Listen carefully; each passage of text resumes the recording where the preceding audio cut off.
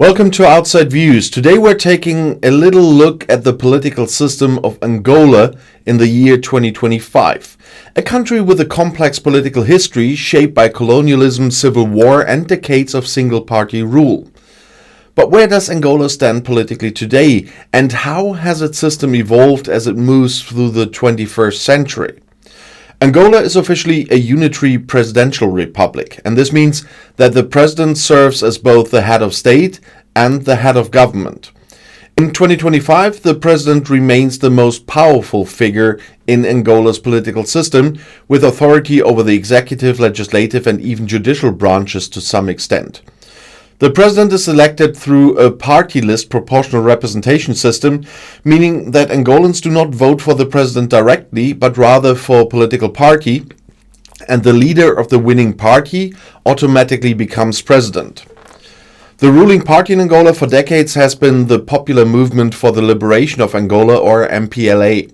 And since independence from Portugal in 1975, the MPLA has dominated Angolan politics, and despite promises of democratic reforms, it continues to hold a tight grip on power in 2025. Elections take place, but they are often criticized by opposition parties and international observers for a lack of transparency, allegations of voter suppression, and state control over media and resources. The National Assembly of Angola is the country's legislative body. It's a unicameral parliament with 220 members elected every 5 years. The ruling party traditionally holds a strong majority, allowing it to pass legislation with little resistance. Opposition parties such as UNITA, the National Union for the Total Independence of Angola, have gained more seats in recent years, but they continue to face restrictions, harassment, and limited access to national media. One of the most controversial aspects of Angola's political system in 2025 is the concentration of power in the executive branch.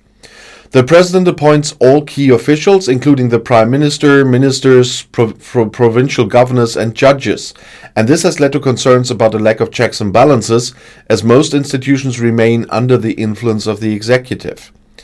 The judiciary in theory is independent, but in practice it's often accused of ruling in favor of the government. Political activists and opposition leaders frequently face legal charges, raising concerns about judicial impartiality. Corruption remains a major issue in Angola's political landscape. Despite efforts to combat corruption under the current government, high levels of nepotism, embezzlement, and mismanagement of public funds, they quite persist. The oil-rich country has vast resources, but much of its wealth remains concentrated in the hands of a small elite connected to the ruling party. Ordinary Angolans continue to struggle with poverty, high unemployment, and inadequate public services, fueling frustration with the political system. Angola's foreign policy this year remains centered on its relationship with key partners such as China, the United States, Portugal, and Brazil. China continues to be Angola's largest economic partner, investing heavily in infrastructure, oil and mining projects. And however, the growing debt to China has sparked debates about economic sovereignty and the long-term sustainability of these agreements.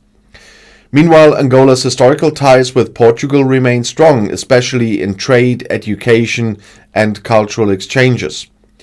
One of the biggest challenges facing Angola's political system in 2025 is the demand for greater political openness and reform.